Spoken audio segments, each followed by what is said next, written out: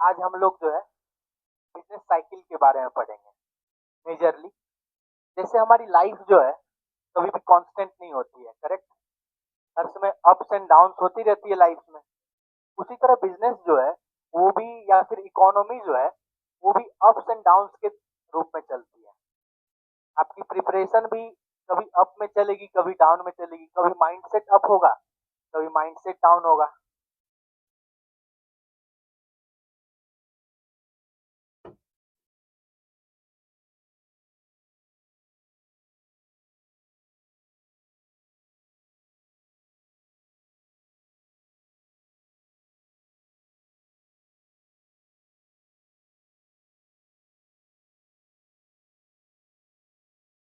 ठीक है। जैसे कभी कभी मन करेगा कि 8 घंटा पढ़ लिए और 4 घंटे और पढ़ लेते हैं। कभी कभी 2 घंटे में भी लगेगा कि अरे यार कहाँ फंस गए आके, है ना। वो कांस्टेंट है यूपीएससी प्रिपरेशन का। और हर एक 7-8 दिन, 3-4 दिन पे होता रहेगा, सबका ऐसा है। ठीक है, साइकिल में चलती है प्रिपरेशन भी। तो अगर ज्यादा हो तो समझना नॉर्मल हो रहा है। कोई मतलब अगर बहुत ज्यादा गैप आ जाए फिर दिक्कत है, फिर आपको स्टेप्स उठाने पड़ेंगे। उसी तरह इकोनॉमी है। इकोनॉमी में कभी बूम पे होती है, कभी रिसेशन होती है, कभी डिप्रेशन हो जाती है, फिर रिकवरी होती है। बिजनेस साइकिल को हम लोग स्टार्ट करें उससे पहले हम लोग एक केस स्टडी,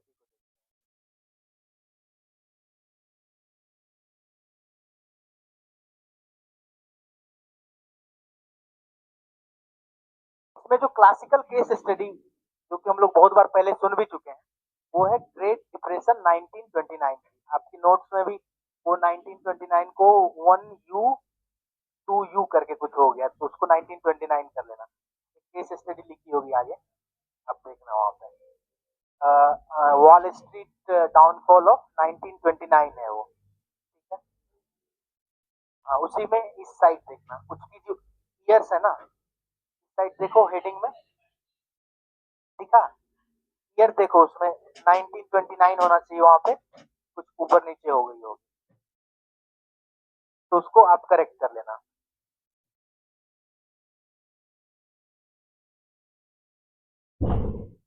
मिला क्या? 1929 करेक्ट। अब देखो ये बात है यूएसए की, ठीक है। वर्ल्ड वॉर 2 कब खत्म हुई? वर्ल्ड हिस्ट्री आपने पढ़ा? वर्ल्ड वॉर वर्ल्ड वॉर 1 कब खत्म हुई? 1918 में। 2 खत्म हुई थी 1945 में। 1914 से 1918। देखो जब वर्ल्ड वॉर 1 खत्म हुई, जब कोई वॉर आएगा तो काफी डिवास्टेशन हो जाएगी इकोनॉमी में, काफी चीज, काफी फैक्ट्री पे बॉम्ब पड़ेंगे, काफी जगह दिक्कतें आएंगी, जॉब लॉस होंगी, है ना। वॉर सेक्टर को छोड़ दो, अगर जो वॉर इकोनॉमी है उसको छोड़ दो, बाकी सारा तो रिसेशन में चलता है।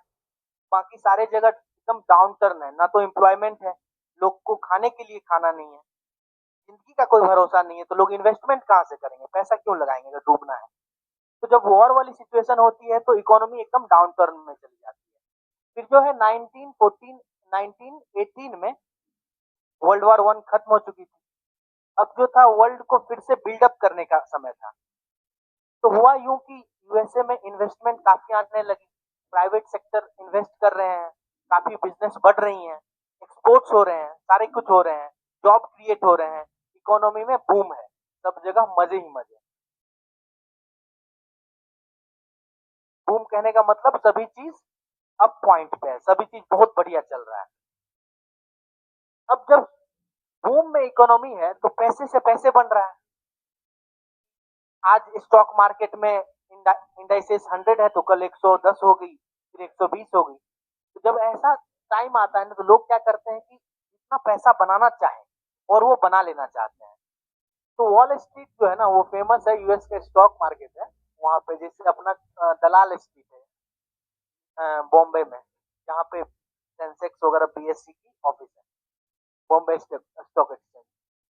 जब बूम थी इकोनॉमी में तो लोग क्या कर रहे थे, स्टॉक मार्केट में क्या होता है कि स्टॉक्स की प्राइसेस होती हैं, लोग बैंक से लोन उठा ले रहे थे, बैंक से लोन उठाए और स्टॉक मार्केट में डंप कर दिए।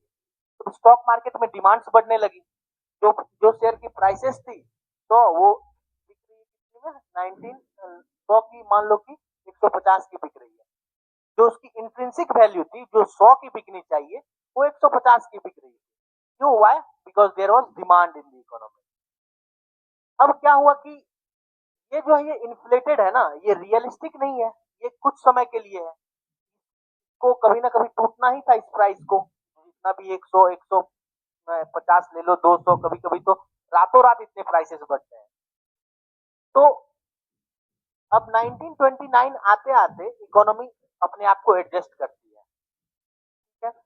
अब हुआ क्या, एक इकोनॉमी में एक बात फैली कि ये जो है गड़बड़ है, कुछ ना कुछ तो इश्यूज आ रही हैं।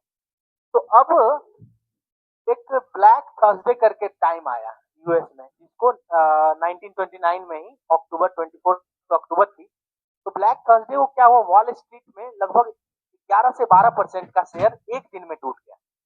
11 से 12% बहुत होता है, एक दिन में 11 से 12% डाउनफॉल हुआ। तो जब डाउनफॉल होने लगता है तो एक साथ होता है, पूरा हड़बड़ी मच गई सब जगह कि भाई ये क्या हो गया, पैसे कल जो करोड़पति था वो आज लाखपति हो गया, है ना। तो अब क्या हुआ कि सभी लोग अचानक से पैसे निकालने लगे, इकोनॉमी से पैसे निकालने लगे। जब इकोनॉमी से पैसे निकालने लगे, स्टॉक मार्केट से भी पैसे निकालने लगे, तो काफी अनएम्प्लॉयमेंट बढ़ने लगी, बैंक्स फेल होने लगी। अब बताओ बैंक्स क्यों फेल हो रही हैं? कुछ लोग जो थे बैंक से ही उठा करके स्टॉक मार्केट में पैसे लगाए हुए थे, करेक्ट। अब जो सोचे थे 100 का 150 हो जाएगा या फिर 150 का 300 हो जाएगा, वो तो वापस 90 हो गया, वापस 80 हो गया, 50 हो गया। तब वो इस पोजीशन पे नहीं है कि बैंक को वापस लोन रीपे कर पाए। तो बैंक फेलियर्स, जब बैंक फेल होगी तो बैंक के एम्प्लॉयज कहाँ जाएंगे? बैंक के एम्प्लॉयज अनएम्प्लॉयड हो गए। अब देखो, अब बैंक के एम्प्लॉयज अनएम्प्लॉयड होंगे तो डिमांड भी कम करेंगे मार्केट में। जब डिमांड कम होगी तो प्रोडक्शन भी कम होगी। अब जो प्रोडक्शन भी कम हो रही है, डिमांड कम है, ऑलरेडी प्रोड्यूस्ड गुड्स जो है मार्केट में पड़ा हुआ है, उसको खरीदने वाला भी कोई नहीं है, क्योंकि डिमांड नहीं है, पैसे नहीं है। जो बिजनेस क्लास है, जो ऑन्टरप्रन्योर है, वो भी लॉस में जाएंगे। क्यों? क्योंकि उनके गुड्स बाजार में बिक नहीं रहे हैं, बाजार में उसकी सेल सेल नहीं हो रही है। तो वो जो बिजनेस क्लास है वो भी बैंक से लोन ले रखा होगा कुछ ना कुछ, वो भी लोन नहीं रिपे कर पा रहा है। तो इस तरह से यूएस इकोनॉमी एकदम से बूम में चल रही थी 19 अर्ली 1920s में। 29 आते आते रिसेशन से डिप्रेशन की तरफ चली गई। ठीक है। अब यूएस क्या किया, यूएस की गवर्नमेंट क्या करती है 1930s के करीब में, इससे बचाने के लिए वो टैरिफ लाती है। टैरिफ की स्पेलिंग देखना, ठीक है।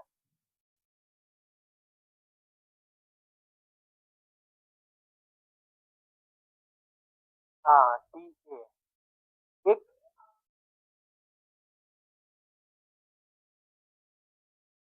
ठीक है, टैरिफ टैक्सेस जो भी हो, टैरिफ लेके आई किस पे? अपने इंपोर्ट्स पे,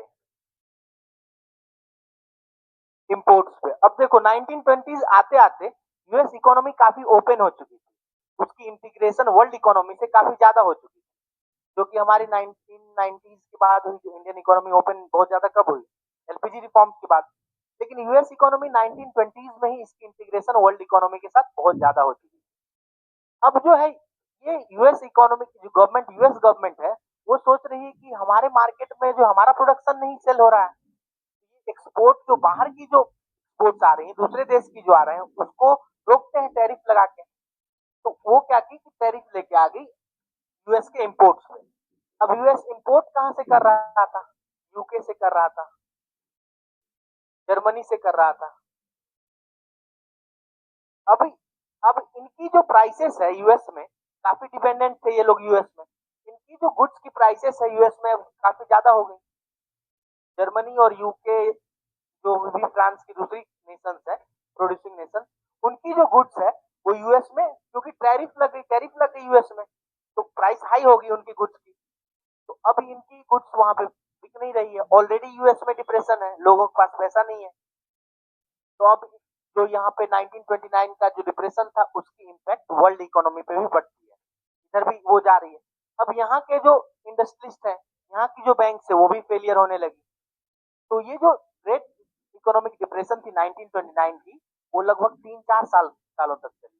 जब कोविड में जब जब कोविड हुआ था तो कोविड में इंडिया में कितना एक साल तक डिप्रेशन भी नहीं, उसको हम लोग बोलते थे टेक्निकली, रिसेशन था। डिप्रेशन में क्या होता है कि लंबे समय तक वो डाउन टर्न होता है, नेगेटिव ग्रोथ। आज जीडीपी मान लो कि 1000 करोड़ की है तो अगले साल 900 करोड़ की होगी, अगले साल 800 करोड़ की होगी, मतलब बैकवर्ड जा रही है, ग्रोथ नहीं हो रही है, माइनस में, ग्रोथ रेट क्या है, माइनस में है। तो उसी तरह बिजनेस साइकिल जो होती है उसमें हम लोग कुछ पॉइंट्स देखते हैं, जब बूम पे है या फिर जब डाउन टर्न पे है। मान लो ये ग्रोथ रेट है, ठीक है, इसको जीरो मानते हैं अभी, 0% ग्रोथ रेट, ठीक है। अगर ग्रोथ रेट 1% भी होगी तो जीडीपी बढ़ेगी, भले उतनी स्पीड से नहीं बढ़ेगी बट जीडीपी बढ़ेगी, करेक्ट। ग्रोथ और ग्रोथ रेट में आपको फर्क पता चल रहा है ना। अब देखो, जब ग्रोथ रेट मान लो कि बहुत ज्यादा है, हाई पे है, ये हाई होगी, ये जो पॉइंट आएगी ना, ये है बूम वाली सिचुएशन, इकोनॉमी एकदम बूम पे है। और एकदम जब डाउन डाउन पे है, ये है रिसेशन वाली सिचुएशन। अब देखो, बूम पे गई क्या अचानक से तो तुरंत से इधर नहीं आ रही ना, कुछ तो टाइम लगा होगा यहां से यहां आने के लिए। फिर निगेटिव में गई क्योंकि ये जीरो है, इसके इसके इससे नीचे ही ना निगेटिव है, इससे नीचे निगेटिव है। जब यहां तक है ना, ग्रोथ रेट डाउन आ रही है लेकिन निगेटिव में नहीं आई है, उसको इस वाले सिचुएशन को कहते हैं रिसेशन, ठीक। अब यहां से क्या हो गई कि डिप्रेशन चालू हो गई, डिप्रेशन चालू हो गई। अब जो यहाँ पे जीडीपी होगी वो डिप्रेशन वाली होगी, ठीक। अब देखो रिसेशन पे भी एक एकदम लोअर पॉइंट हिट कर रही है, फिर उसके बाद क्या कर रही है इकोनॉमी, ऊपर की तरफ जा रही है। अब ये जो पॉइंट है ये है रिकवरी वाली पॉइंट, करेक्ट, रिकवरी वाली पॉइंट। तो हम लोग बिजनेस साइकिल के बारे में थोड़ा सा लिखते हैं। What is business cycle definition.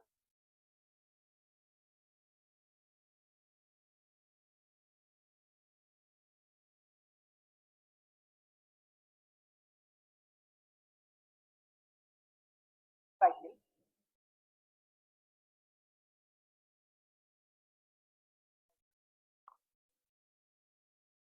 Are fluctuations, cycles are fluctuations or nations. Cycles are fluctuations in a nation's aggregate economic activity. Cycles are fluctuations in a nation's aggregate economic activity characterized by characterized by characterized by expansions in various economic activities characterized by expansions in various economic activities followed by contractions followed by contractions. Business cycle is also referred to as followed by contractions. Business cycle also referred to as economic cycle.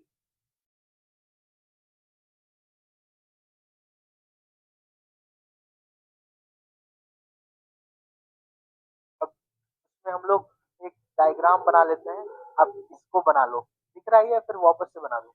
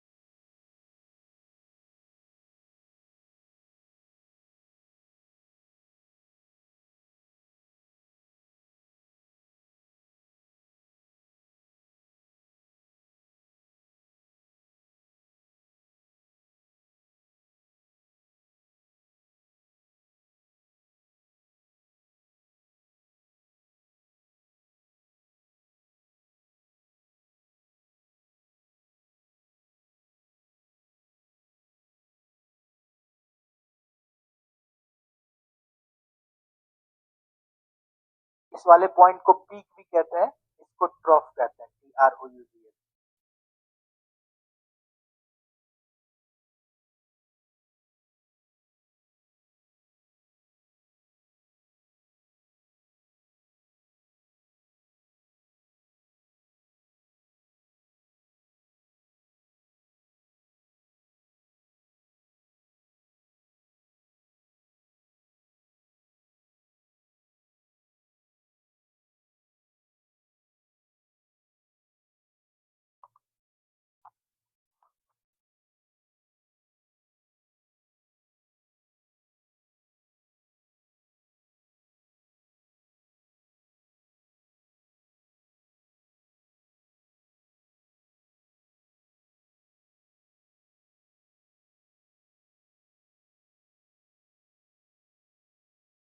Done. अब अगला heading लिखो, kinds of business cycle. Kinds of business cycle, आप जैसे भी आपको diagram बनाना है, diagrams बना लो, या तो ऐसे चार कर लेना करके, एक दो चार, या फिर ऐसे भी चार बना सकते हो, यहाँ एक, यहाँ एक, यहाँ चार, जैसे भी आपको प्रेजेंटेशन वाली बात है अच्छा हो। एक में लिखो, एक नंबर पे लिखना boom, kinds of business cycle, boom. Second पे रिसेशन, रिसेशन। थर्ड पे डिप्रेशन, फोर्थ पे रिकवरी।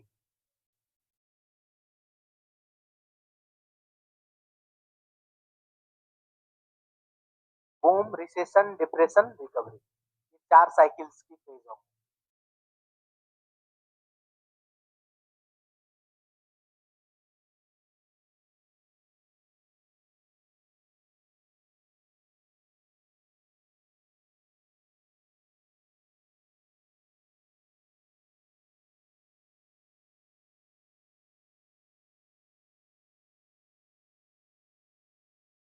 ठीक है क्या? अब बूम के बारे में लिखते हैं। बूम हेडिंग डालेंगे, बूम इन इकोनॉमिक साइकिल।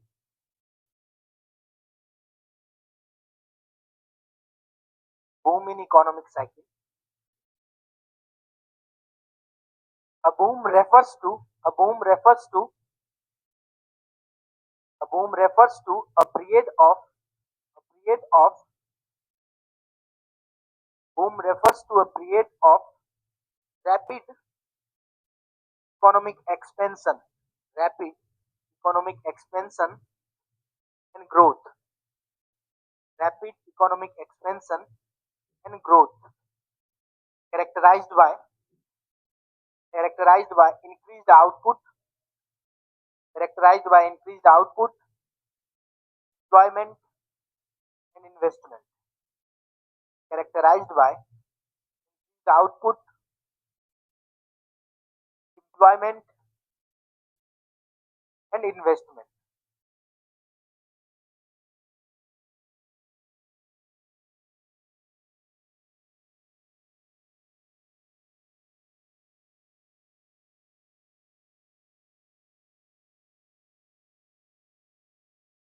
देखो characteristics of boom.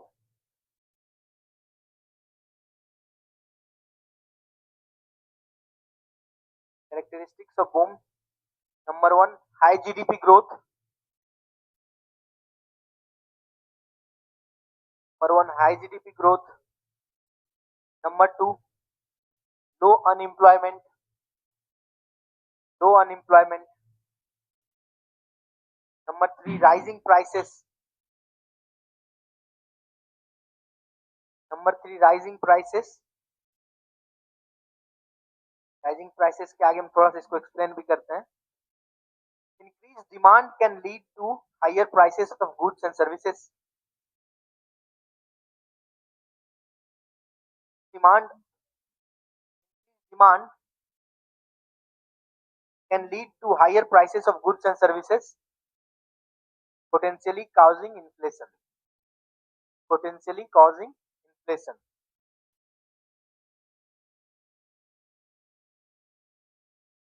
Potentially causing inflation. Fourth में लिखते हैं इंक्रीज इन्वेस्टमेंट। Please investment. अभी उसी तरह रिसेशन का थोड़ा डेफिनेशन लिखते हैं। समझ तो आया ना रिसेशन क्या है? Recession increase investment. Recession heading डालते हैं रिसेशन। हम लोग ने बूम देखा, रिसेशन, फिर डिप्रेशन। डिप्रेशन और रिसेशन के बीच का डिफरेंस देखेंगे, फिर रिकवरी देखेंगे। रिसेशन के बारे में लिखते हैं definition. Recession is a sustained period of a recession is a sustained period of economic decline. Recession is a sustained period of economic decline, not just a temporary slowdown. Not just a temporary slowdown. Not just a temporary slowdown. It's a downturn in economic activity. It's a downturn in economic activity that lasts for more than a few months. That lasts that lasts more than few months. Indicators of recession. Next point में लिखेंगे की indicators of recession.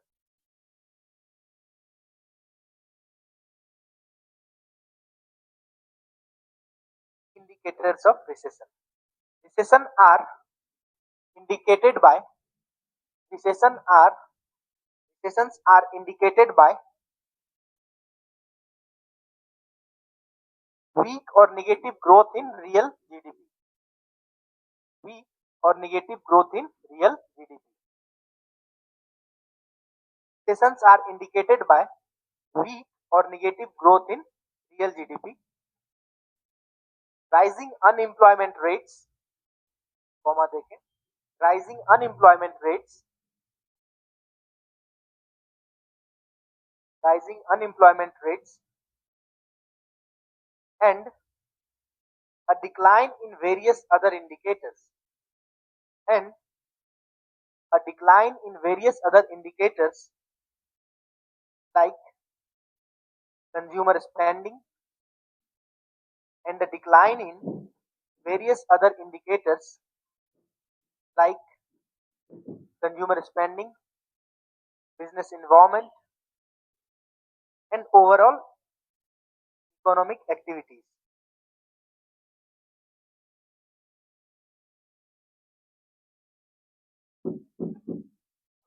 Heading डालते हैं technical recession.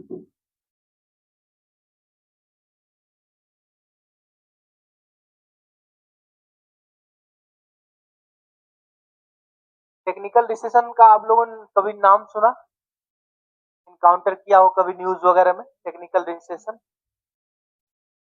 है ना, बहुत समय पहले आपने सुना होगा न्यूज में technical recession. Complete. Technical recession कहने का मतलब होता है ना, इंडिया के केस में या फिर वर्ल्ड में ऐसे भी, जो अपना होल ईयर है, मान लो कि ईयर है जैन से नहीं, वो फाइनेंशियल ईयर कब से शुरू होती है? अप्रैल से। अप्रैल से क्यों होती है?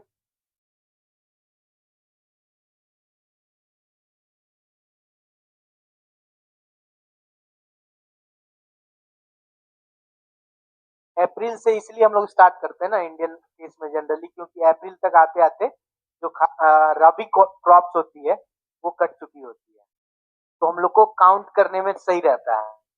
तो रबी क्रॉप्स में जैसे कि वीट हो गई ना, वीट जो है, वीट की फसल हार्वेस्ट हो चुकी होती है अप्रैल तक जनरली, इसलिए अप्रैल से काउंट करते हैं। इसमें हमारे 4 क्वार्टर्स आएंगे, 3-3 मंथ्स की एक साल में। जब किसी दो कंजिक्यूटिव क्वार्टर्स में निगेटिव ग्रोथ रेट हो, क्वार्टरली भी हम लोग ग्रोथ रेट देखते हैं। ऐसा नहीं कि साल भर इंतजार करते हैं फिर देखते हैं। हम लोग की जो ग्रोथ रेट्स है, जो आरबीआई देखती रहती है टाइमली, वो क्वार्टरली बेसिस पे भी देखती है। जब किसी दो क्वार्टर में कंजिक्यूटिव 2 क्वार्टर, ये अप्रैल है तो अप्रैल, मई, जून, यहाँ क्या जुलाई होगी, अगस्त सितंबर अक्टूबर नवंबर होगी, यहाँ क्या होगी फिर, नवंबर दिसंबर जैन, जैन ले लो, ठीक है। अब मान लो कि इस वाले क्वार्टर में और इस वाले क्वार्टर में दोनों में क्या है, निगेटिव ग्रोथ रेट है, ग्रोथ। तो ये सिचुएशन क्या कहलाएगी, टेक्निकली रिसेशन है, ठीक है। अब दूसरी सिचुएशन लो कि मान लो कि यहाँ इस वाले क्वार्टर में निगेटिव है और इस वाले क्वार्टर में निगेटिव है, यहाँ पे कुछ ना कुछ पॉजिटिव ग्रोथ आ चुकी है और यहाँ पे निगेटिव है। तो ये वाली जो केस है ना, ये टेक्निकल रिसेशन में नहीं आएगी। ये वाली केस जो है, यहाँ पे निगेटिव ग्रोथ थी और यहाँ पे निगेटिव ग्रोथ थी, बीच में जो है पॉजिटिव ग्रोथ आ चुकी है। जबकि दो क्वार्टर ईयर में जो दो क्वार्टर है उसमें निगेटिव ग्रोथ है। टेक्निकल रिसेशन तभी कहेंगे जब दो कंसेक्यूटिव क्वार्टर में निगेटिव ग्रोथ आएगी, इसको लिखते हैं टेक्निकल रिसेशन। कभी कभी पूछा जा सकता है प्री में, टेक्निकल रिसेशन डालो आप heading, technical recession. when the indian economy faces when the indian economy faces a downfall when the indian economy faces a downfall for two consecutive quarters a downfall for two consecutive quarters, and this results in and this results in the decreased GDP of the country, and this results in the decreased GDP of the country said to be, and this results in decreased GDP of the country said to be a state of technical recession. It is said to be a state of technical recession. Recession देख लिया हम लोगों ने, अब depression के बारे में थोड़ा सा लिखते हैं। हाँ बना लो, मतलब टू कंसेक्यूटिव क्वार्टर्स, आपको समझ में आ जाएगा, सिंपल सा है।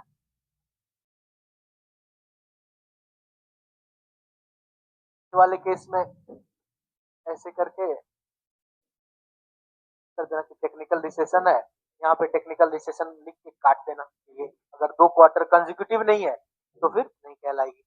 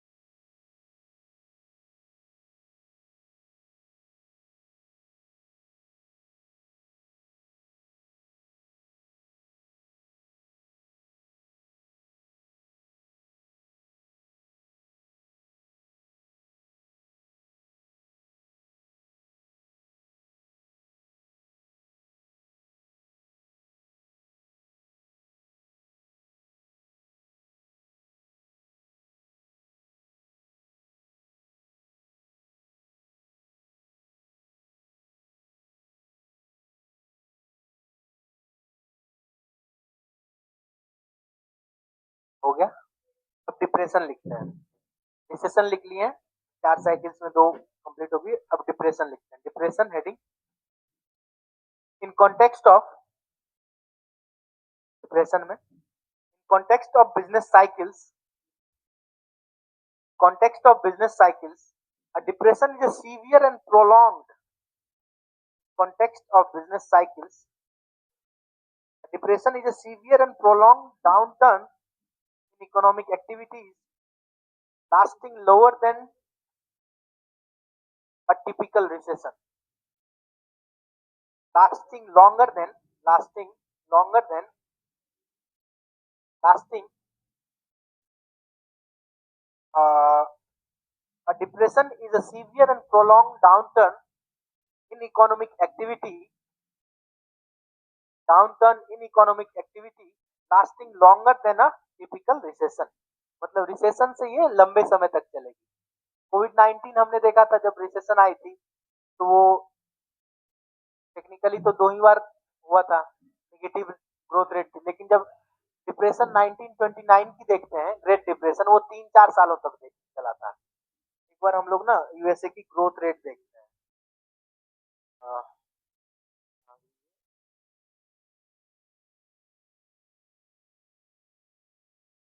डिप्रेशन की ग्रोथ 1929 की ग्रोथ रेट है।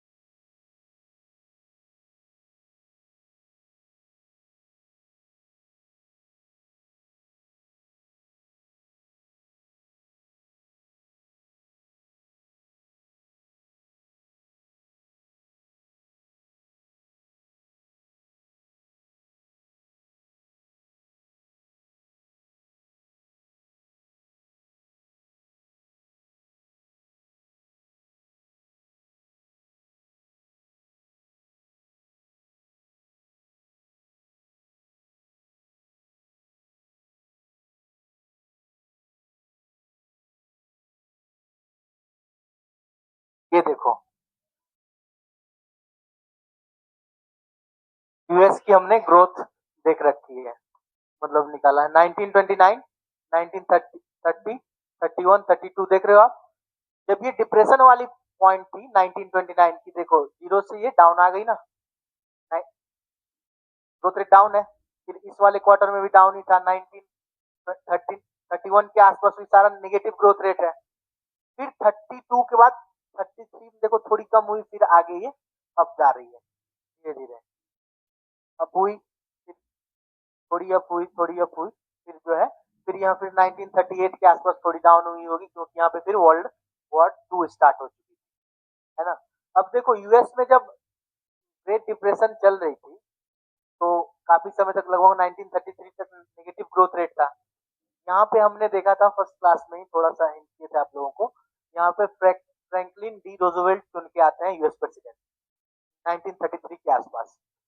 वो जो है केन्सियन इकोनॉमिक्स अप्लाई करते हैं, उनके इकोनॉमिक एडवाइजर थे जॉन मैनियट केन्स। वो कहते हैं कि इकोनॉमी में गवर्नमेंट को है ना काफी पैसा पुट इन करना चाहिए, जबकि यूएस कैपिटलिस्ट इकोनॉमी है। कैपिटलिस्ट इकोनॉमी क्या कहती है, गवर्नमेंट साइड रहे अपना, स्टेट जो है पुलिस स्टेट का काम करे, लॉ एंड ऑर्डर संभालो अपना भाई, तुम क्यों बिजनेस में आ रहे हो, पैसा वैसे का काम प्राइवेट सेक्टर को दो। बिजनेस वाली काम किसकी है, प्राइवेट सेक्टर की। लेकिन 1933 के आसपास जो फ्रैंकलिन डी रूजवेल्ट होते हैं, वो यूज करते हैं केन्सियन मॉडल ऑफ इकोनॉमिक्स, जो कि क्लासिकल, जो कहती है कि government should only be consider governance, minimum government और मैक्सिमम गवर्नेंस, जो कि आज मोदी जी भी बोलते हैं कि कैपिटलिस्ट इकोनॉमी कहती है कि गवर्नमेंट को लेस इन बिजनेस रहना चाहिए, government has no business to be in business. लेकिन फिर भी गवर्नमेंट 1933 के बाद आती है, काफी इन्वेस्टमेंट करती है, चाहे वो पोर्ट सेक्शन हो, चाहे वो रोडवेज हो, रेलवेज हो। उस टाइम पे यूएस में काफी ज्यादा इंफ्रास्ट्रक्चर बिल्ड हुई, बहुत ज्यादा, क्योंकि गवर्नमेंट पैसा काफी ज्यादा पुट इन कर रही थी। फिर आपको धीरे धीरे इकोनॉमी ऊपर उठता हुआ दिखेगा। ये जो पीरियड है ना, ये थोड़ा सा नहीं है कि रिसेशन हुआ 2 ही क्वार्टर में काम खत्म हो गया रिसेशन। ये डिप्रेशन जो होती है लंबे समय तक चलती है, साल दर साल तक चलती है। ठीक है, तो अब हम लोग डिप्रेशन के बारे में लिख चुके हैं। Lasting longer than a typical recession, थोड़ा सा और लिखते हैं इसमें आगे। It is a it is characterized by depression, it is characterized by significant decline in it is characterized by significant decline in economic output. It is characterized by significant decline in economic output. increased unemployment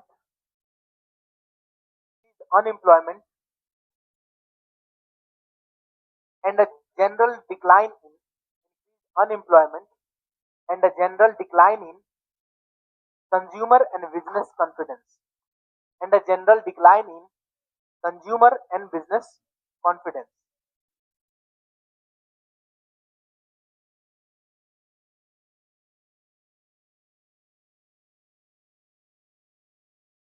Decline in consumer and business confidence. अब recession को contrast करते हैं depression से। Depression को अब थोड़ा सा उसी पॉइंट्स के आगे थोड़ा हेडिंग डालो, contrast with recession. Contrast with recession.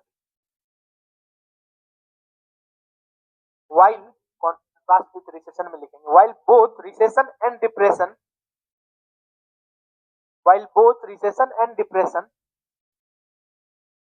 involve economic downturn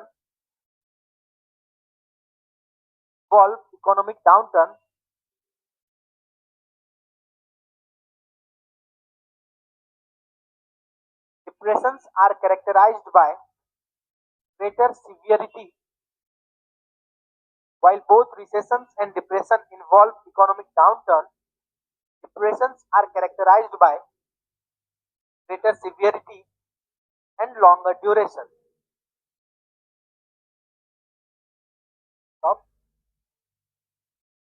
A recession typically stop बात लिखेंगे। A recession typically lasts for a few months or quarters.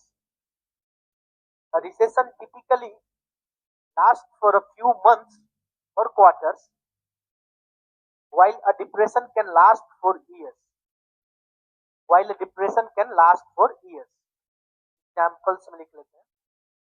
While a depression can last for years.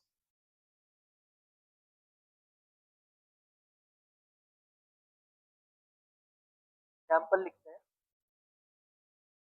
Example: the Great Depression of the 1930s is most well-known example of depression. Great Depression of 1930s most well-known example of depression. Comma डालो या फिर full stop डालो।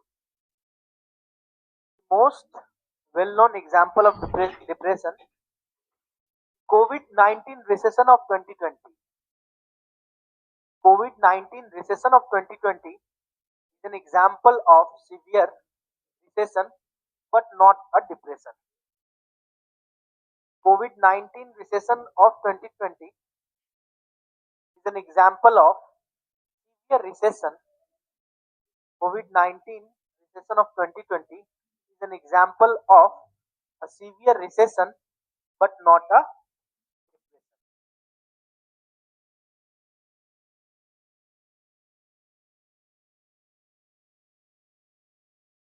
अब depression आ गई, lower point hit कर गई, अब उसके बाद क्या आएगी? डिप्रेशन के बाद क्या आएगी? रिकवरी। जब डिप्रेशन हुई है तो रिकवरी भी आएगी बिजनेस साइकिल में।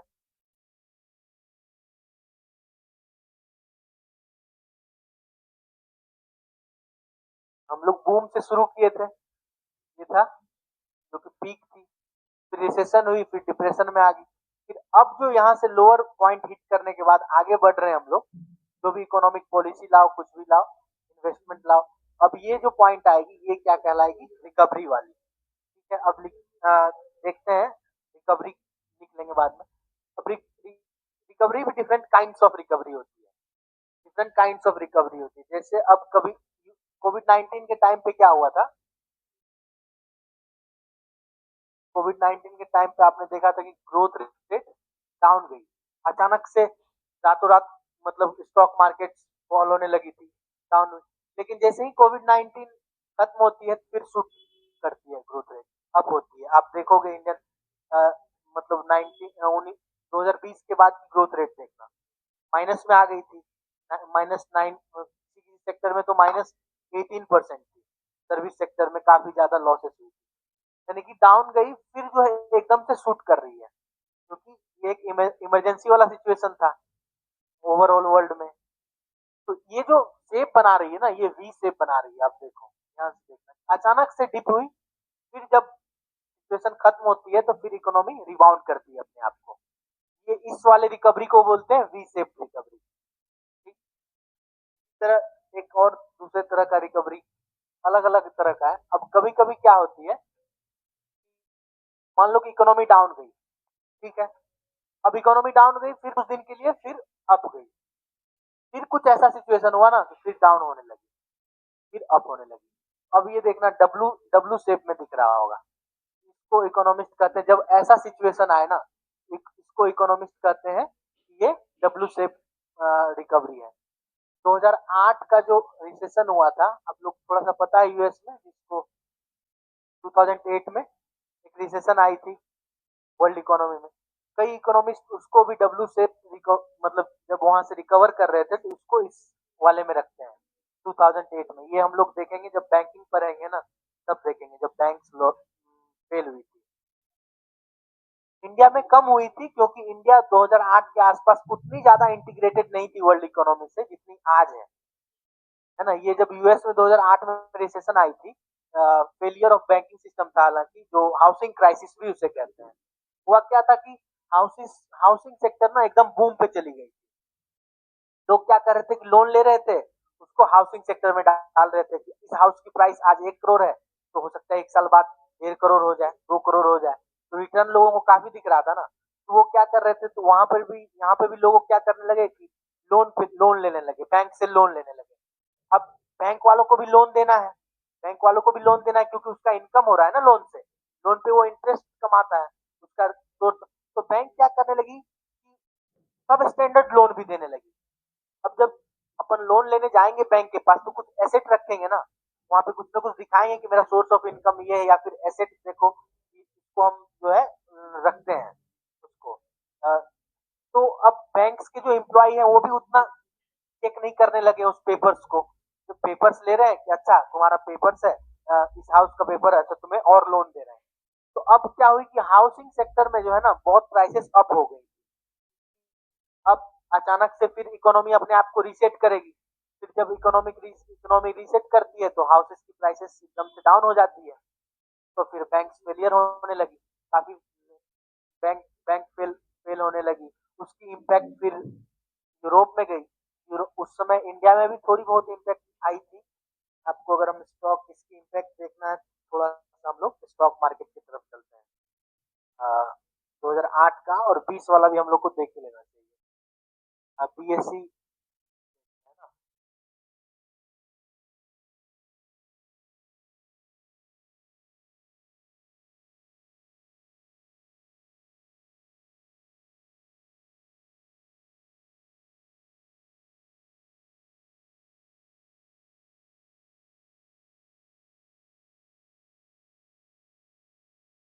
अब देखो ये बीएससी सेंसेक्स है। सेंसेक्स जानते हो आप लोग, बॉम्बे स्टॉक एक्सचेंज की, जो हम लोग पढ़ेंगे आगे चल के, आगे जाने के बाद आप देखो समझ लो कि ये उसकी प्राइसेस की है।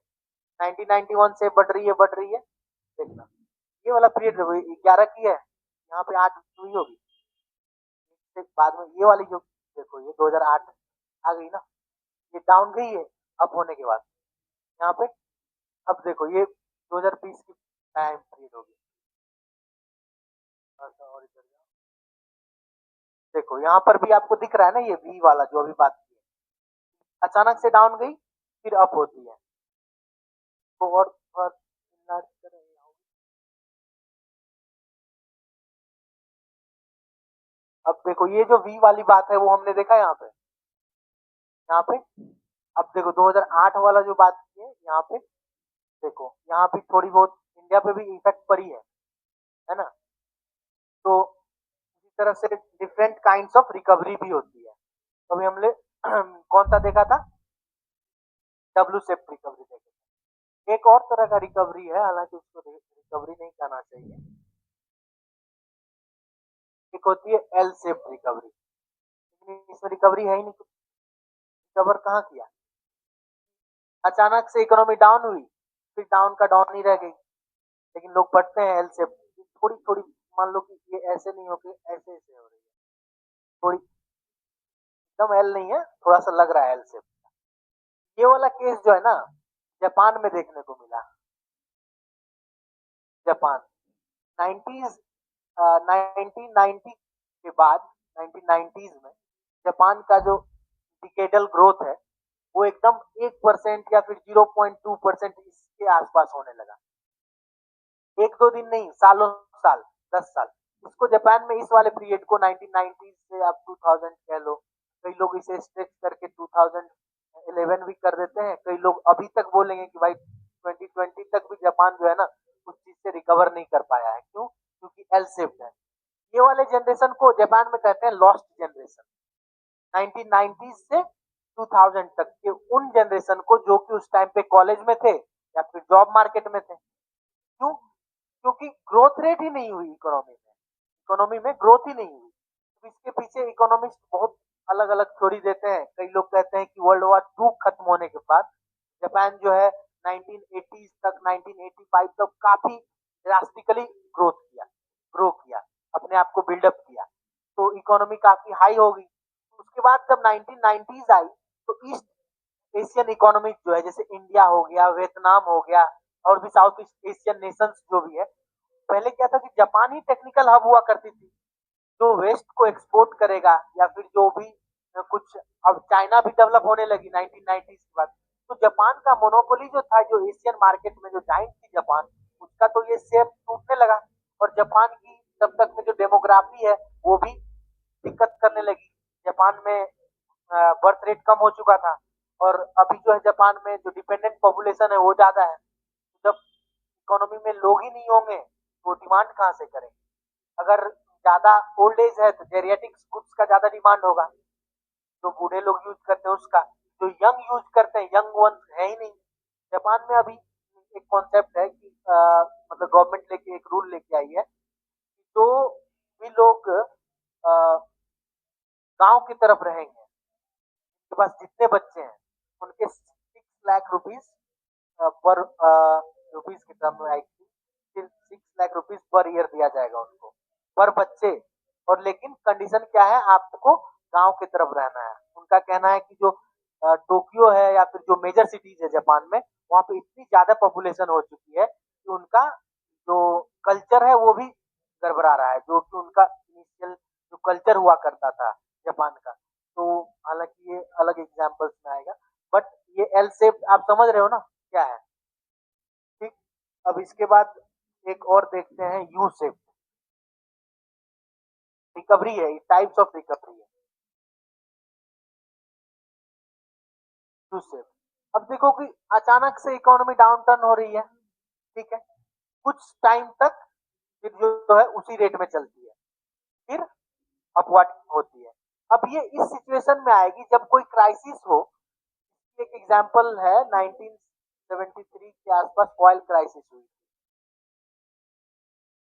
ऑयल क्राइसिस, तब यूएसए में यू शेप रिकवरी देखी गई थी।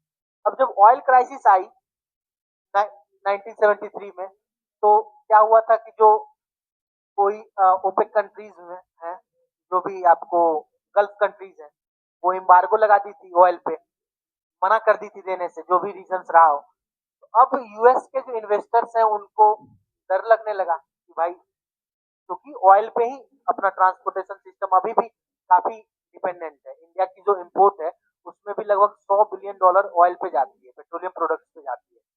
तो वो क्राइसिस आ गई थी। $1 अगर 4 टाइम्स इंक्रीज हो गई थी ऑयल रेट 1974 के आसपास। ये रीजंस आपको वर्ल्ड हिस्ट्री या फिर बाद में हिस्ट्री में जानने को मिलेगा और भी क्या कारण थे।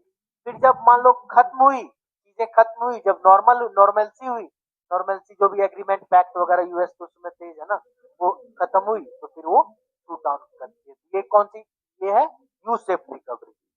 और भी एक तरह की रिकवरी देखी जाती है जिसे कहते हैं के शेप रिकवरी। अब बोलेंगे कि सर ये के शेप रिकवरी क्या है, के शेप रिकवरी क्या है, इसमें तो कुछ समझ ही नहीं आ रहा। इसमें आप देखो जब 2020 में जब कोविड 19 आई, कोविड 19 की लॉकडाउन लगी थी, तो ट्रेवल सेक्टर, हॉस्पिटैलिटी सेक्टर, ये पूरी ठप हो गई थी एकदम से। लेकिन वही जो सॉफ्टवेयर वाला सेक्टर है, मतलब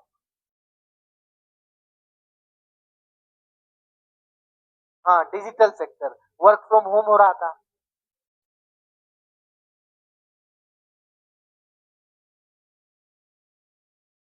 ये इसमें ग्रोथ रेट देखा जा रहा था।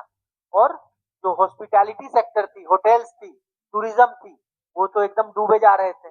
काफी होटल्स डूब गई, काफी कंपनीज जो थी वो लॉस में चली गई, बंद हो गई। लेकिन कुछ सेक्टर्स ऐसे थी जो कि ग्रो कर रही थी। अब ये देखो, ये ग्रो वाली सेक्टर ग्रोइंग है, लेकिन एक ही इकोनॉमी है, वहां पे कुछ सेक्टर्स क्या है, डाउनफॉल की तरफ जा रही है, कुछ सेक्टर्स ग्रो कर रही है। इसका जो शेप देखा गया उसको के बोलते हैं हम लोग, के शेप रिकवरी। ठीक है, अब थोड़ा सा रिकवरी के बारे में लिखते हैं हम लोग।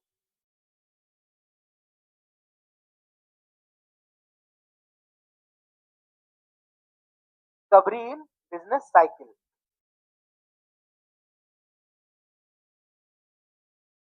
Recovery in business cycle.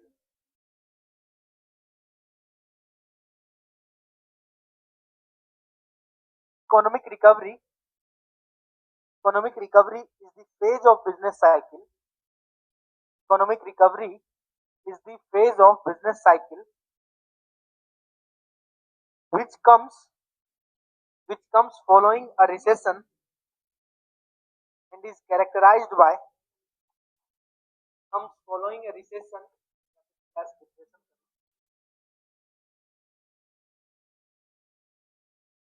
following a recession as depression and is characterized by sustained period of improving business activities and is characterized by sustained period of improving business activities.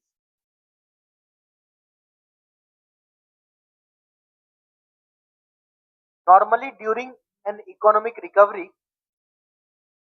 normally during an economic recovery, gross domestic product grows. Normally during an economic recovery, gross domestic product GDP grows, income rises, income rises, and unemployment falls as the economy rebounds. And the unemployment falls, income rises, and the unemployment falls as the economy rebounds. एक और point लिख लेते हैं हम लोग आगे, economy rebounds. एक और पॉइंट लिखते हैं पीक के बारे में। पीक कुछ नहीं है, वो उस वाली पॉइंट है बूम की, वो वाली पॉइंट जो कि हाईएस्ट पॉइंट है पीक, बूम में पीक, के पीक लिखते हैं। The peak stage of business cycle, stage of business cycle situation when all the economic indicators, stage of business cycle, the situation when all the economic indicators are at their peak stage of growth, when all the economic indicators, all the economic indicators are at their peak stage of growth. At this stage, at this stage, prices hit their highest level, after which the economy stops growing. At this stage, at this stage, prices hit their highest level, after which the economy stops growing. Thus, after which the economy stops growing, thus economy is said to peak out. Thus, economy is said to be peak out. Peak out. Peak के just, this economy is said to be peak out. ठीक है, peak के just opposite है trough. अगर ये peak है तो ये ट्रफ है, और ये वाली पॉइंट पीक है तो ये ट्रफ है। ये ट्रफ तो आप ज्योग्राफी में भी पढ़ोगे, जब वो पढ़ोगे ब्लॉक माउंटेन। ट्रफ कुछ नहीं होती है, लोअर पॉइंट्स को ट्रफ कहते हैं इंग्लिश में। ट्रफ को भी लिख लो इस केस में इकोनॉमिक टर्म्स में, ROUGH, ROUGH, trough. A trough is an economic term refers a trough is a economic term refers to a stage in business cycle, refers to a stage in business cycle, refers to a stage in business cycle where economic activities are bottoming, where economic activities are bottoming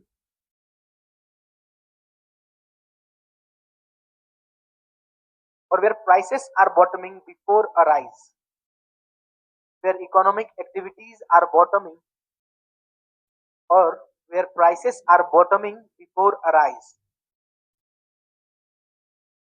In other words,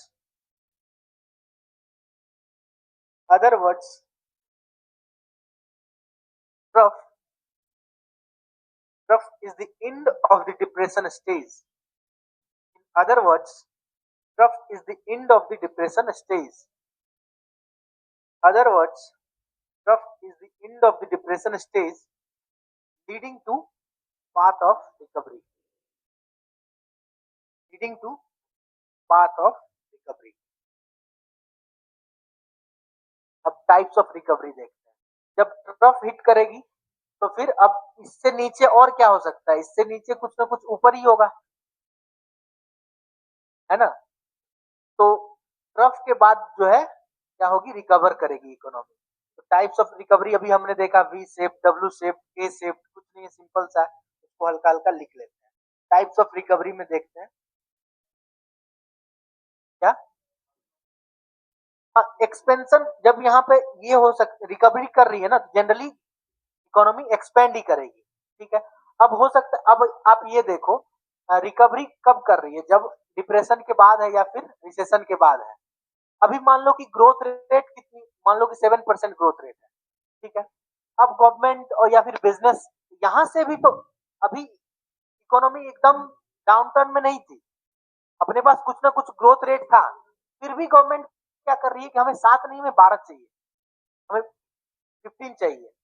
तो कुछ ना कुछ पैसे डालेगी, inject करेगी economy में, उस वाली सारे टर्म को एक्सपेंशन कहेंगे। अब जब वही एक्सपेंशन ट्रफ के बाद हिट हो, जब इकोनॉमी एकदम डाउन टर्न में है, उसे क्या बोलेंगे, रिकवरी बोलेंगे। ठीक, अब टाइप्स ऑफ रिकवरी देख लेते हैं। टाइप्स ऑफ रिकवरी जो हम लोग देखें, अब थोड़ा थोड़ा सा उसके बारे में लिख लेते हैं। V shaped recovery, V shaped recovery,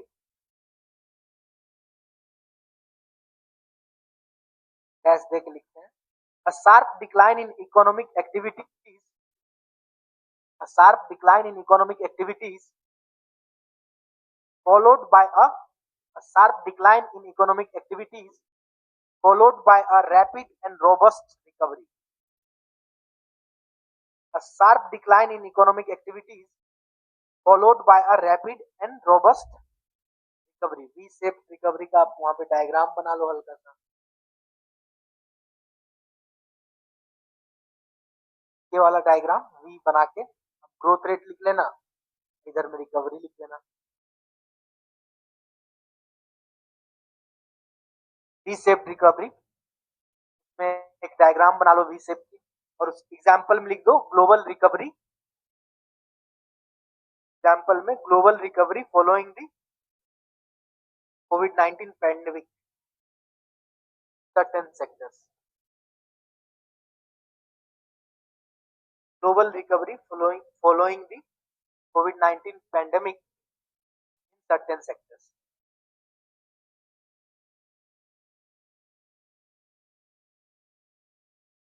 बाद यू शेप्ड रिकवरी लिखते हैं,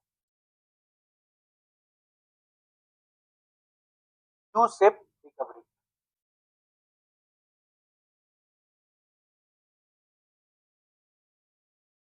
यू सेफ्ट रिकवरी में लिखते हैं a more prolong downturn, a more prolonged downturn with a slower gradual recovery period. A more prolonged downturn with a slower, comma में gradual recovery period. तो शब्द में अब देखो एकदम से नीचे आई, फिर स्लो रिकवरी ले रही है, स्लो, फिर बाद में जाके फिर हाई होती है रिकवरी। ठीक, इसके एग्जांपल्स में लिखेंगे यू शेप्ड वाले में, यूएस रिकवरी फ्रॉम 1973, एग्जांपल्स में लिखते हैं US recovery from the 1973-75 oil crisis, 73-75 oil crisis.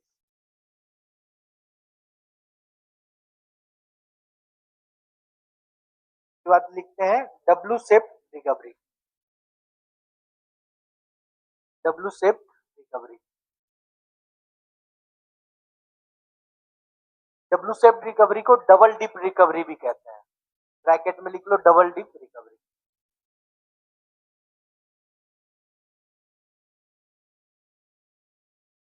W shaped recovery में और आगे लिखेंगे the economy falls into recession,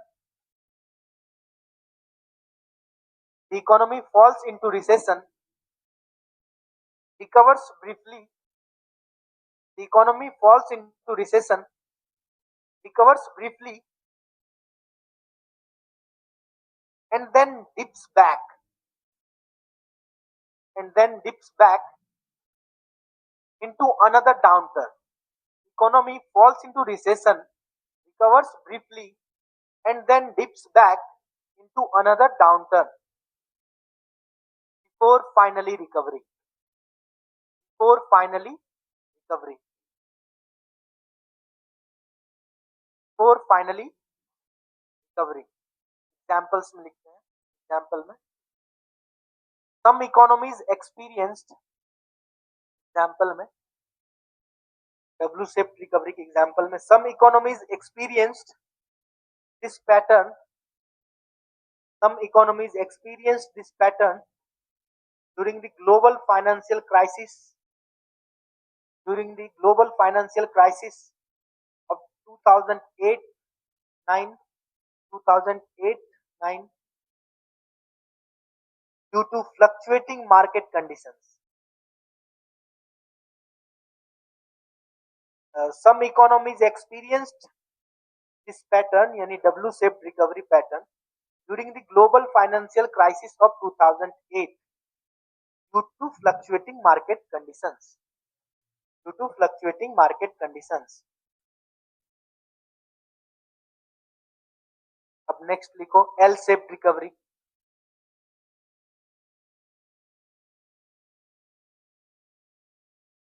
L shaped recovery, a severe economic downturn, a severe economic downturn followed by a prolonged period of stagnant growth, followed by a prolonged period of stagnant growth without a significant rebound. L-shaped recovery में a severe economic downturn followed by a prolonged period of stagnant growth without a significant rebound. Example में लिख लो, देखा था Japan की lost decade के बारे में, example में Japan's lost decade, Japan's lost decade during the 1990s.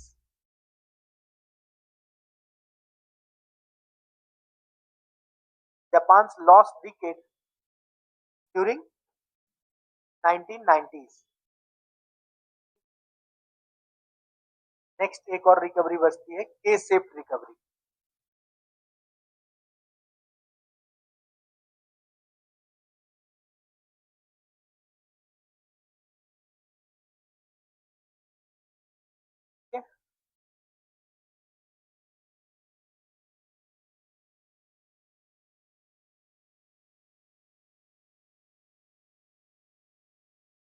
Next heading मतलब उसी में रिकवरी में फिफ्थ रिकवरी के सेप रिकवरी लिखते हैं इसका के सेप रिकवरी का। डिफरेंट सेक्टर्स और segments of the economy, different sectors और segments of the economy recover at a varying rates. Different sectors or segments of the economy recover at a varying rates, with some thriving, varying rates, with some thriving, while others continue to decline. With some thriving, while others continue to decline.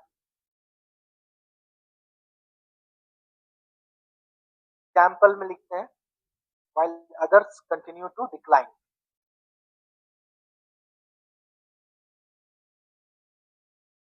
के shape का shape भी के जैसा बना लेना आप। Example में लिखते हैं post Covid 19 recovery, post COVID-19 recovery, where technology firms, where technology firms surged. Post COVID-19 recovery, where the technology firms surged, while hospitality and tourism sector lagged.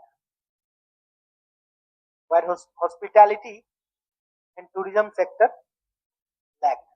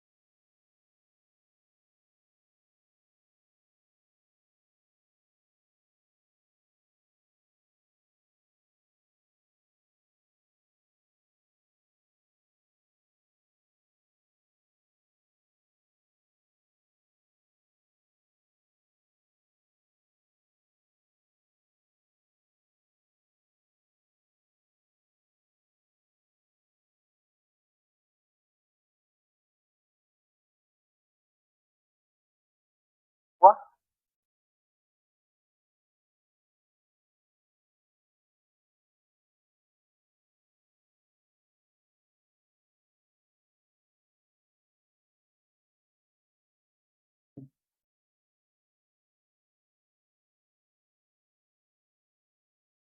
Next topic हम लोग देखेंगे growth versus development.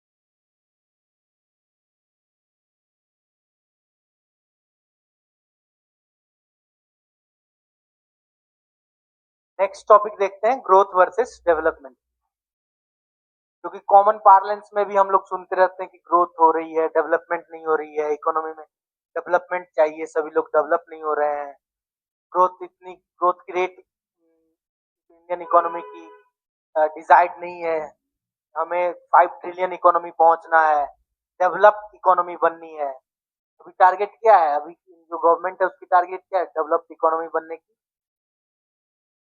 Modi ji कहते हैं 1947 में देश आजाद हुआ ना?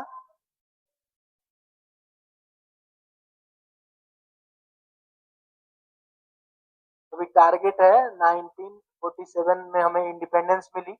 मोदी जी का कहना है 2047 तक इंडिया एक डेवलप्ड नेशन बन जाना चाहिए।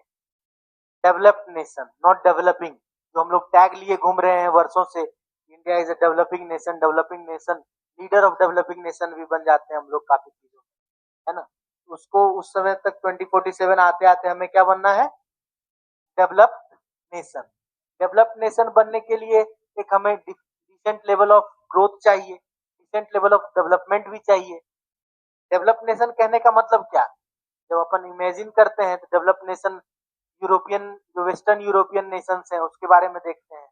नॉर्वे हो गई, या फिर फिनलैंड हो गई, या फिर यूएस चले जाते हैं, कनाडा चले जाते हैं, जहाँ पे लोगों की स्टैंडर्ड ऑफ लिविंग अच्छी है, इनकम सिक्योरिटी है, जॉब्स ठीक ठाक है ना।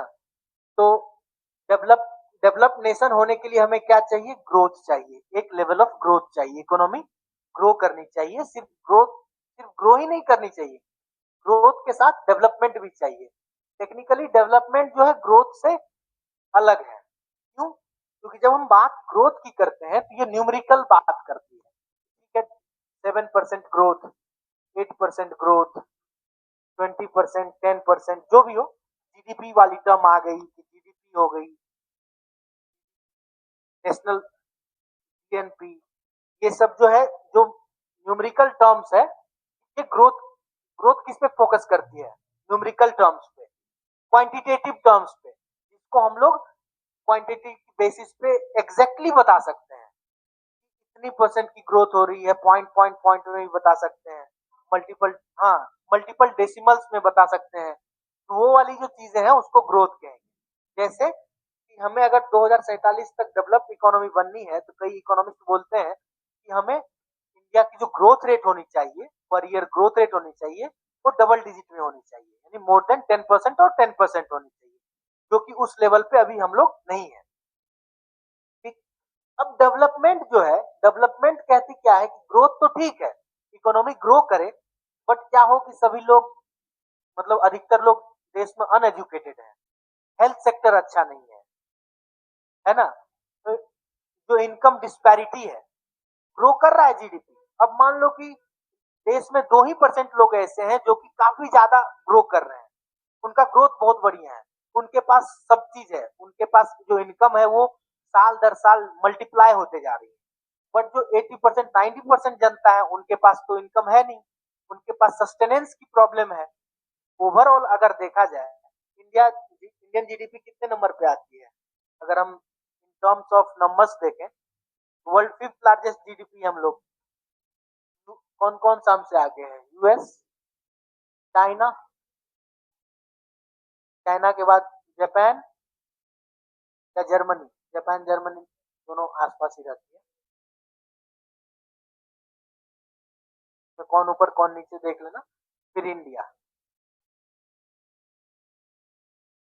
अब देखो, ग्रोथ के टर्म में न्यूमेरिकल टर्म में हम टॉप पे आते हैं। इंडियन इकोनॉमी जो है लगभग टॉप में आ रही है। यूएसए, चाइना, जापान, जर्मनी, और भी नीचे काफी कंट्रीज होगी, उससे तो अच्छे हैं, हमें दिख रहा है कि वर्ल्ड में टॉप 5 पे आ रहे हैं। बट क्या क्वालिटी ऑफ लाइफ हम लोग मैच कर सकते हैं?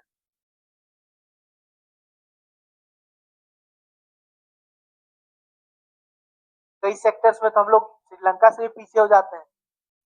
कई सेक्टर्स में, वर्ल्ड हंगर इंडेक्स में श्रीलंका से पीछे हैं, बांग्लादेश से पीछे हैं, है ना।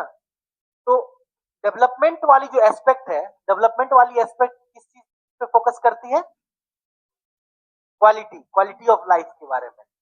एजुकेशन अच्छी होनी चाहिए, ट्रेनिंग स्किल्स यंग जनरेशन में, ये सब सारा कुछ होनी चाहिए, तब वो क्या कहलाएगी? डेवलपमेंट कहलाएगी। डेवलपमेंट हो रही है। अब आप एक सिचुएशन लो, क्या डेवलपमेंट विदाउट ग्रोथ की हो पाएगी?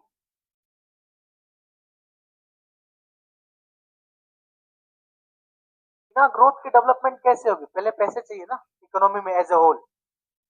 बिना पैसे की डेवलपमेंट कहीं हो ही नहीं सकती, रिसोर्सेज चाहिए। तो development is not divorce from growth, मतलब दोनों एकदम अपोजिट टर्म नहीं है। पहले ग्रोथ होगी, तब डेवलपमेंट, उसको हम लोग कन्वर्ट कर सकते हैं, उस ग्रोथ को डेवलपमेंट में कन्वर्ट करना पड़ेगा। जो इकोनॉमिक पॉलिसीज हो गई, गवर्नमेंट पॉलिसीज हो गई, वो सबको यूज करते हुए एजुकेशन सेक्टर हुआ। जो जो दो बेसिक नीड्स है, एजुकेशन एंड हेल्थ, अगर ये दो सेक्टर सही हो जाए तो 80% of our problem is solve. अगर कोई बच्चा है, ठीक है, वो किस फैमिली में बॉर्न हुआ है, रिच फैमिली है या फिर पुअर फैमिली है, उसके पास एक डिसेंट सा एजुकेशन सिस्टम है, फ्री या फिर normal to free, minimal cost पे, तो उसका आगे वो अपने सपने को पूरा कर सकता है ना। ब्रोकन ड्रीम्स के साथ तो नहीं जिएगा। बच्चे में सभी लोग सपने देखते हैं कि पायलट बनेंगे, इंजीनियर बनेंगे, आईएएस बनेंगे, सब चीज बनेंगे, बट अधिकतर लोग नहीं कर पाते हैं। जैसे जैसे हम लोग बड़े होते हैं तो रियलिटीज ऑफ लाइफ पता चलती है, स्ट्रक्चरल अनस्ट्रक्चरल प्रॉब्लम्स है इकोनॉमी में। और हेल्थ देख लो, हेल्थ में अगर कुछ हो जाती है तो मल्टीपल ऐसे फैमिलीज हैं जो कि पॉवर्टी में चली जाती है। अगर फैमिली का जो ब्रेड विनर है, मेन ब्रेड विनर है, वो एक दिन के लिए भी उसकी तबीयत खराब होती है तो फैमिली को 2 टाइम्स का मील नहीं प्रोवाइड हो पाता है। तो हेल्थ और एजुकेशन ऐसा सेक्टर है, तो डेवलपमेंट के लिए हमें इन दोनों सेक्टर्स पे काफी काम करना पड़ेगा, एजुकेशन सेक्टर और हेल्थ सेक्टर। जो कि हम लोग देखेंगे कि खैर दिल्ली में तो गवर्नमेंट स्कूल्स काफी ठीक ठाक है। अब दूसरे स्टेट्स में चले जाओ तो ऐसा कहा जाता है कि डेलिबरेटली एजुकेशन सेक्टर को डिस्ट्रॉय किया जा रहा है प्राइवेट प्लेयर्स के द्वारा, ताकि प्राइवेट पार्टी जो है प्राइवेट स्कूल्स में जो है मनी बनाए। सभी लोग क्या चाहते हैं, इंडिया इंडिया की एक ये देखो पैराडॉक्स देखो, सभी लोग चाहते हैं, अधिकतर लोग चाहते हैं उसके बच्चे प्राइवेट स्कूल्स में पढ़े, प्राइवेट कॉलेज में कोई नहीं चाहता। जब कॉलेज की बात आती है, चाहे वो मेडिकल सेक्टर ले लो या फिर आप नॉर्मल सी कॉलेज ले लो या फिर एमबीए, इंजीनियरिंग, आईआईटी, एम्स वगैरह सब, तो वो क्या चाहते हैं कि वहां पे गवर्नमेंट चाहिए, है ना। तो जो प्राइमरी एजुकेशन है, जो कि फाउंडेशन कही जाती है, वहीं पर तो प्रॉब्लम आ रही है ना, प्राइमरी एजुकेशन में प्रॉब्लम आ रही है। तो ग्रोथ को अगर हम लोग डेवलपमेंट में कन्वर्ट नहीं कर पा रहे हैं, ग्रोथ को ट्रांसलेट नहीं कर पा रहे हैं डेवलपमेंट में, तो फिर प्रॉब्लम है इकोनॉमी में। अब आपको क्लियर हो पा रहा है थोड़ा बहुत कि डेवलपमेंट क्या हुआ। डेवलपमेंट मतलब ग्रोथ भी है इकोनॉमी में, प्लस में एजुकेशन सेक्टर अच्छा है, हेल्थ सेक्टर अच्छा है, स्किल्स है जो मोदी जी बात करते हैं, स्किल जनरेशन की, प्रधानमंत्री कौन सी कौशल विकास योजना, ये सब जो ये क्या फोकस कर रही है, डेवलपमेंट के बारे में फोकस कर रही है। उसके बाद इनकम इनक्वालिटी नहीं होनी चाहिए ज्यादा। कई कई बार क्या होता है कि कुछ लोग जो है बहुत रिच हैं, अदर्स क्या है एकदम से गरीब हैं। अब उस केस में क्या होगा, अब देखो एक एग्जांपल लेते हैं, एक हाइपोथेटिकल कंट्री की लेते हैं एग्जांपल। मान लो कि ये टोटल रिसोर्सेस है या फिर इनकम,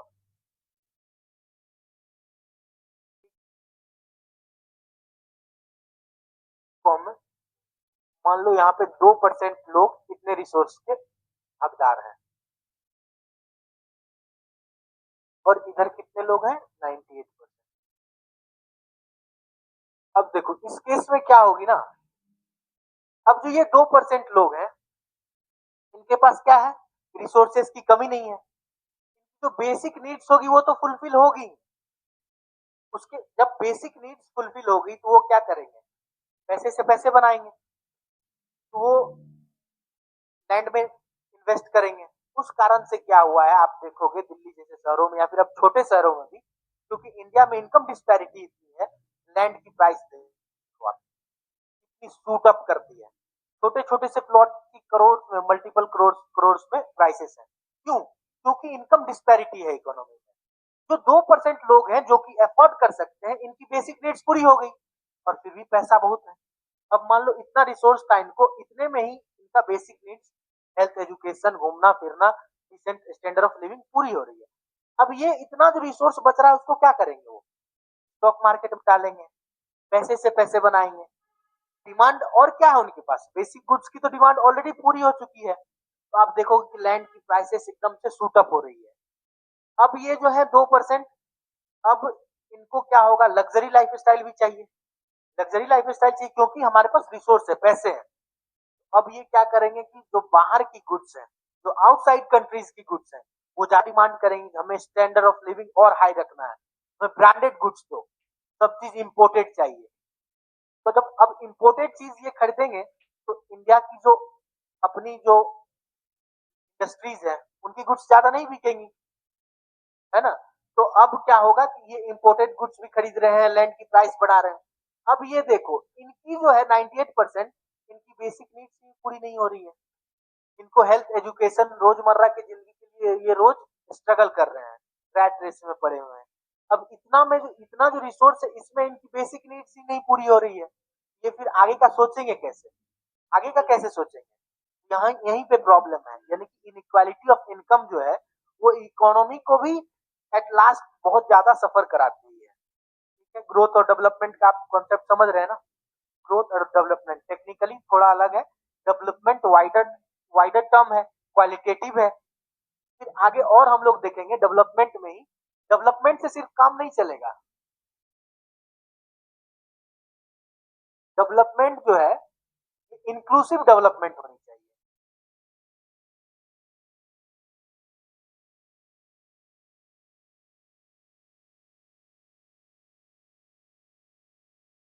अब डेवलपमेंट होता क्या है ना कि एक समय तक जो है ना कोई टर्म मायने रखता है। जैसे आप गवर्नेंस गवर्नेंस की बात करते हैं 1990s या फिर 1960s में, गवर्नेंस का ही मतलब ही होता था कि गुड गवर्नेंस। तो हमें अलग से गुड लगाने की जरूरत नहीं है। गवर्नेंस का मतलब कि ठीक ठाक सा स्टेट जो है अपने सेक्टर्स को ठीक ठाक सा मैनेज कर रहा है, सोसाइटी की मैनेजमेंट ठीक ठाक से चल रही है। लेकिन विद टाइम क्या होता है ना, वर्ड जो है ना अपना वैल्यू लॉस कर जाता है गवर्नेंस। अब गवर्नेंस में देखा गया कि भाई गवर्नेंस से तो काम नहीं चल रहा है, गवर्नेंस बैड भी हो सकती है। तो अब टर्म क्या आ गई है, गुड गवर्नेंस। गुड गवर्नेंस, जबकि originally governance was sufficient. Term क्या आ गई, गुड गवर्नेंस, जो कि अभी फैशनेबल टर्म चल रही है। बातें वही सब अच्छी अच्छी करती है गुड गवर्नेंस। उसी तरह डेवलपमेंट, जो कि इनिशियली डेवलपमेंट हम लोग कहा करते थे, उसमें जुड़ गई इंक्लूसिव डेवलपमेंट। थोड़ा सा इसका वाइडर, जब कुछ जुड़ेगी तो इसका मीनिंग भी अलग होगा। इंक्लूसिव का मतलब क्या होता है कि सबको इंक्लूड करते हुए, है ना, सबको मेन लाइन में लेके चलते हुए, इंक्लूसिव डेवलपमेंट। तो अब बताओ आपकी, सबको मेन लाइन में, तो मेन लाइन से छूटे कौन है। हम जब वर्ड बोलते हैं कि इंक्लूसिव डेवलपमेंट, सबको इंक्लूड करते हुए, तो एक्सक्लूडेड कौन कौन है भाई, बताओ कि कुछ इंक्लूसिव डेवलपमेंट में कह रहे हैं कि सबको इंक्लूड करते हुए, तो एक्सक्लूडेड कौन कौन है। मार्जिनलाइज सेक्शन, जैसे एग्जांपल्स में।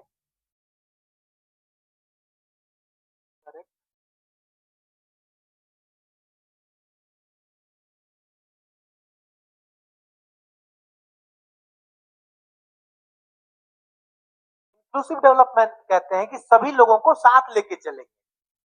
अब जब मार्जिनलाइज सेक्शन देखोगे, अभी तो हम लोग यंग हैं, ठीक है, यंग है, अपने को कोई दिक्कत नहीं है।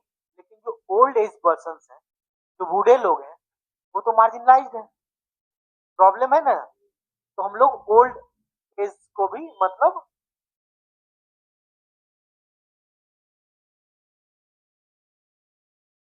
पर्सन, जब भी कोई हम लोग रूल्स रेगुलेशंस बनाएंगे तो वहां पे ओल्ड एज पर्सन को भी लेके चलेंगे।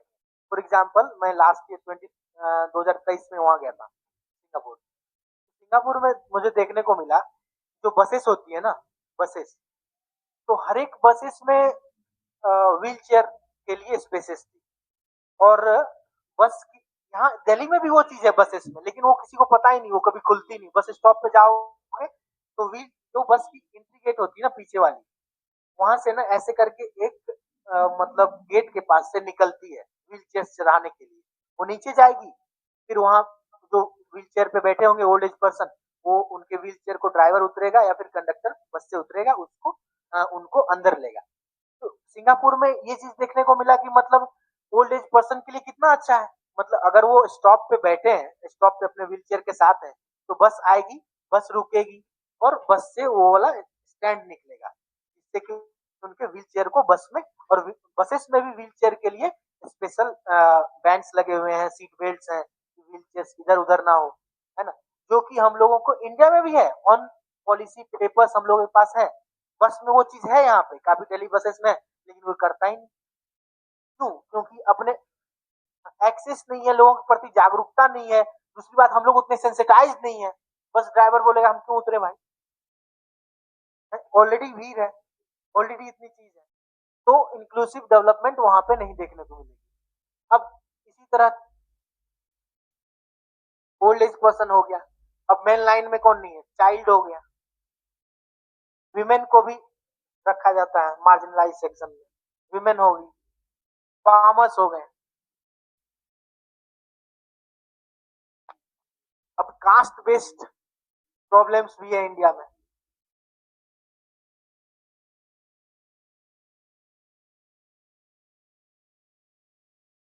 रिलीजियस बेस्ड भी है।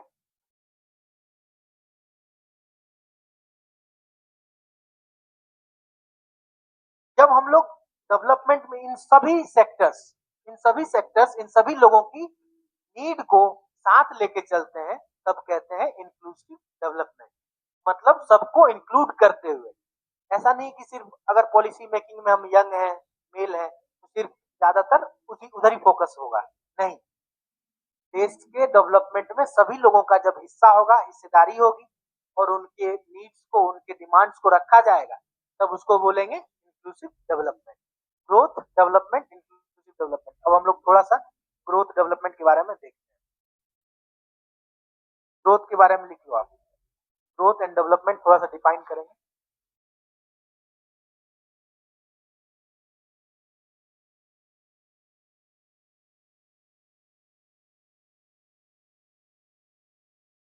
इकोनॉमिक ग्रोथ हेडिंग डालो, economic growth. Economic growth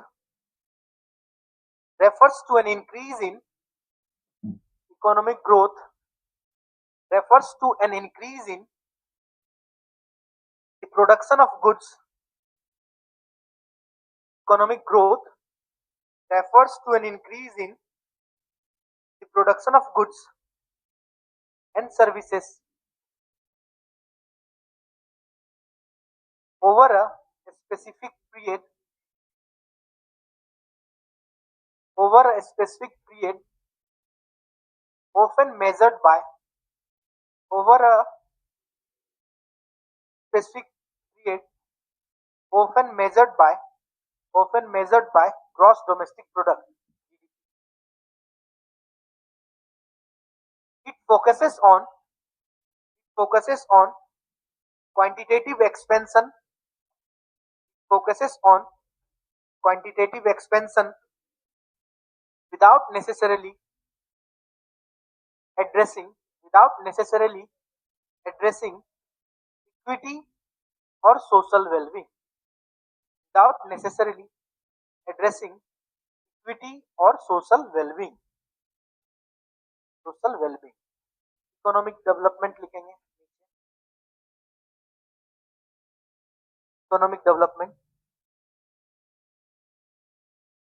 is a broader concept. Economic development is a broader concept, involves health, involves health, education, health, education, income distribution, health, education, income distribution, and living standards improvements, and living standards improvements. It emphasizes qualitative changes, emphasizes qualitative changes and the reduction of poverty and inequality, and reduction of poverty and equality.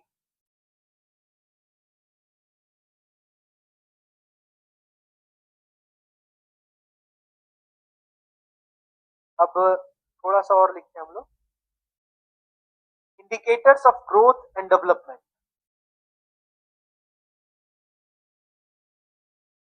Indicators of growth and development, जब हम लोग कौन से ऐसे indicators होंगे जहां से हमें ग्रोथ की पता चलेगी और कहां से डेवलपमेंट। इंडिकेटर्स ऑफ ग्रोथ लिखो। इंडिकेटर्स ऑफ ग्रोथ में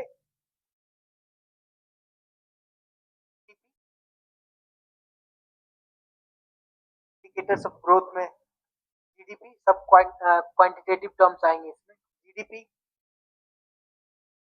gross national income, GNI, industrial outputs. Indicators of growth में GDP, gross national income, industrial outputs and trade volumes etcetera. Trade volume, trade कितनी ट्रेड हो रही है इंडिया की, foreign trade, internal trade, जो भी quantitative terms है वो ग्रोथ को रिफ्लेक्ट करेगी। अब इंडिकेटर्स ऑफ डेवलपमेंट लिखते हैं। Indicators of development, human development index, HDI, human development index, multi dimensional poverty index, multi dimensional poverty index,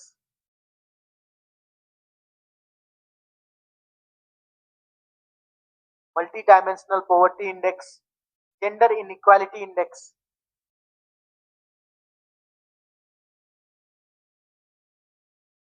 gender inequality index, environment performance index, etc. environment performance,